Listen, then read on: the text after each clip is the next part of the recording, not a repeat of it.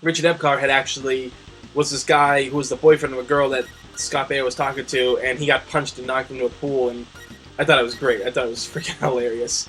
Um, so, like, a lot of these voice actors have done work before, and it seems to be like, the anime and gaming community that respect them more than the actual acting community, in my opinion. And it's pretty cool that, because those are the kind of guys, like, a lot of voice actors that I've met, they actually really respect their fans and, like, the dedication the fans have to them. One of the best ones I could say is the great and all-powerful Scott McNeil. Met him at MetroCon about 2 years ago, almost. Was it 2 years? Yeah, it's probably about 2 years at this point. Stupid thing. And he was just great. He was talking with us, joking with us. Me and the Panda Lady had met him together, and man, it was great. We had a blast talking to him. And when he found out that Panda Lady is from Texas, this was really great. Scott McNeil just started singing "All My Exes Live in Texas," and it was just friggin' hilarious. We had a good time with him. He was a great guy. I was talking about all the stuff that he's done over the years. He still says, like, Beast Wars is, like, probably the best thing he ever did, and he loved the fact that he did it. And it never gets old going to conventions and talking with people about it, too. And I was like, that's cool, There's a guy who does everything for his fans and asks, like, nothing in return. Because I remember there was this one fan, and I guess, like, he's a major Scott McNeil fan, and he had brought, like, I think almost like 20 things for Scott to sign. And I had heard about this guy from my friend who goes to MetroCon a lot. And he does this with Scott all the time. He always asks him to, like, autograph like 20 different things. And it's pretty cool that he actually, he actually goes out and does that with him. Got a knife. Got shanked. It's cool that he actually does sign all, like, 20 of those things, or however many things he brings. But yeah, it's really, I have a lot of respect for actors who are like that, who think about their fans, and and when they do charitable things, and they're actually good-natured people, and they're not doing it just because of the tax write-off. Like the recently late Paul Walker, not a fan of the Fast and the Furious movies, not a fan of his movies at all. Honestly, I never really thought he was that great of an actor. But he's a good humanitarian, and he's a good person from what you've read about and everything. People just love to be around him. So it's pretty sad. But it's people like that who make you think, oh, there's still good people in the world, and they didn't let Hollywood go to their head. Come on. Yeah, I love this game. But yeah, and one of the other surprises I got from my sister for this Christmas, we had met Jason David Frank at New York Comic Con this past year. Great guy, great time to meet him. We had a blast. So we're walking around. My sister and I are walking around after meeting him, starstruck by the whole thing. And come to find out that we stopped by the Bandai booth. Now, if you don't know by now, are the ones who own all the rights to, like, Power Rangers, and they had a huge Power Ranger booth set up for any of the fans. They had, like, figures from the Zeo era, the Mighty Morphin era. They had, like, a new Dragon Zord that they put out. I guess it's going to be a figure at one point. But they also had... They didn't have it there, but they had the Green Ranger and White Ranger's Morpher, which, if any of you remember, was, like, the only different Morpher of the show. It was, what was it? It was gold. Everything on it was gold. And they have that on Toys R Us right now for pre-sale. So when I found out about it, I wanted to buy it right then and there for my sister as a Christmas gift, because the White Ranger is her favorite Ranger of all time. Mine is pretty much the Green Ranger, like most other people's. But I went and bought that. I was going to buy it for her right then and there in New York Comic Con, but it was pre-order only. Now, the Legacy Morphers are somewhat expensive, but if you're really like a die-hard Power Rangers fan, you know that you need to get it, because if you want to get it later on in life when they stop making them, they're going to charge you a buttload of money. Ow. Oh no, oop, oh no. Axe to the face. So I got that for her for Christmas, and, she's gonna freak. Well, unfortunately, it won't actually be here on Christmas, which kind of upsets me. I pre-ordered it back when we were there in September, so I figured, maybe it'll be out by Christmas, and it's not gonna be out until, like, next year. It's not gonna be out until, like, I think, like, the end of January. And they also had there, which I got a picture of it with my sister with in her cosplay, the Dragon Dagger from the Green Ranger.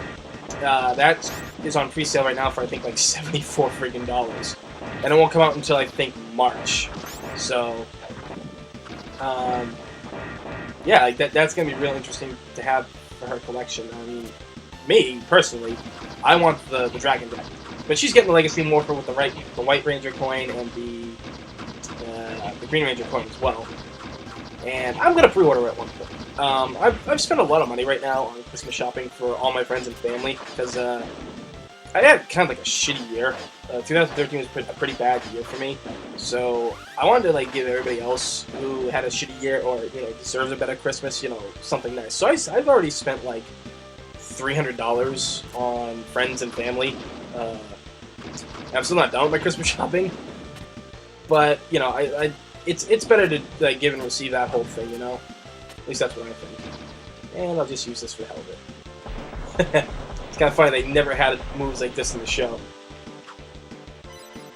That show sometimes though, like the originals were best, but like as time went on, it kind of got like really repetitive. Like I said, like I don't really think that they stretched on like a lot of characters. Like really, like when you really think about it, the only characters that had a solid how do I watch it?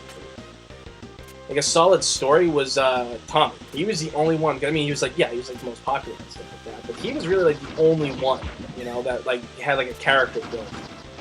I mean, hell, he kept coming back to do all those different Power Rangers shows and everything. The last one he did was Dino Thunder.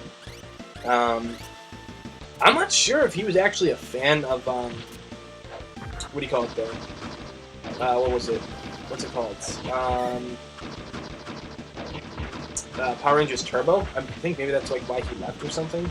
I heard he left on good terms. I can't really say for sure, but you never see him with the red Turbo Ranger helmet at all. Because like in all of his like promo pictures, it's always like like the white, the green, the red Z01, and the Dino Thunder helmet, the black one. Which maybe because he's the Red Ranger, the Red Zeo Ranger, maybe that's why he didn't do. Maybe that's why he didn't stay with the Turbo Ranger one or something like that. I don't know. I mean, maybe he didn't like it either. Maybe he didn't like that series. Maybe that's why he left or something. But it's good to see that he's going to be back. I kind of wish I still had all my old Power Ranger stuff, especially like the Ninja Megazord I used to have. I think I only have like a few of those left, but like there's pieces missing off them and everything. So it kind of makes me wish I took better care of them when I was younger. I mean, like a lot of my stuff I did actually take good care of, but I never. What was it? It's just like from moving things around. Not actually moving out of this house or anything, but like just as time goes on, things wear down. Same thing with like Super Nintendo stuff. If I had known what video games were going to be when I was younger, like later on in life, I would have kept the original boxes too. Because if have any of you ever gone onto eBay and tried to buy like a box game for not like a sports game, because you can get those like for dirt cheap. But I'm talking about like box games for Super Nintendo's like Super Mario RPG or The Legend of Zelda or all that stuff. It ain't easy. Anything to find them, and when you do, you're paying almost as much as the game sometimes. I know there's like a guy out there on what do you call it there, eBay, that like goes around and he makes like fake boxes, which is cool. I mean, if you can't find the real one or you really don't feel that like your game is worth spending $60 on, you can just go out and buy that. I would totally understand because not everybody's got the cash to do that. I do sometimes, but at the moment I'm busy tracking down Sega Saturn games. That's what I'm hunting for. Yeah, and I really don't remember this guy from the cartoon show, honestly. Hold still. That's it. That was a waste. Okay, well I hit him a little bit. Oh! That was another cool thing I like about this game. Like, no matter what you did, like, if you didn't get hit, like, your health keeps going up. Oh, man, this guy's pissing me off. Ah! Alright, I'm just gonna stay here. Okay, yeah, that would have been smart. Whoop! Your life keeps going up even, like, when it's full, it just changes colors. I always wanted to see, like, what the max was, but I think the only level you could do that in was the water one, with iGuy, which I always loved the iGuy, but I just hate that level.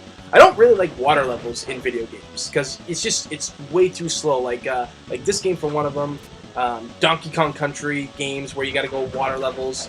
Well, okay, maybe, like, the first Donkey Kong game wasn't too bad. Yeah, Donkey Kong 1, that wasn't too bad.